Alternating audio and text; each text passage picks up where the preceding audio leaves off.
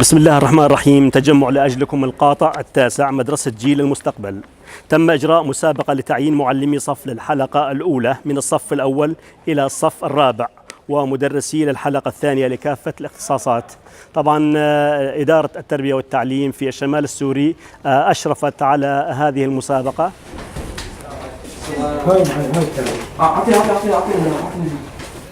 طبعا نحن في مدرسة جيل المستقبل بالتنسيق مع منظمة نيو داي التي نتقدم بداية كل الشكر لها.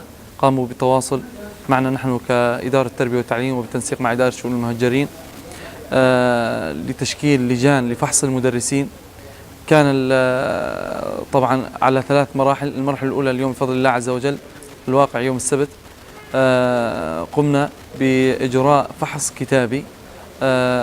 طبعا بعد الفحص الكتابي هناك درس نموذجي، بعد الدرس النموذجي هناك مقابلة شفوية 40 درجة للمستوى الأول المرحلة الأولى، 40 درجة للمرحلة الثانية، و20 درجة للمرحلة الثالثة بإذن الله عز وجل.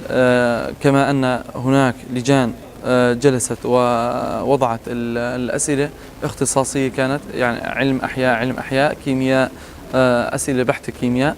أيضا هناك لجان مختصة للتصحيح. اليوم بإذن الله عز وجل سوف نقوم بالتصحيح مباشرة. أستاذ أحمد، هناك تم تداول حديث في الشمال السوري أن هناك توجد شهادات مزورة، ماذا تعقب على هذا؟ طبعا دخلنا على كل الصفوف التي فيها اختبار، يتم تشكيل لجان. تلك اللجان كشف شهادات. في حال أي شخص يكون يحمل شهادة مزورة بإذن الله عز وجل سوف يحال إلى القضاء مباشرة. في لغة عربية وتاريخ وجغرافيا وإنجليزي. كله موجود هون.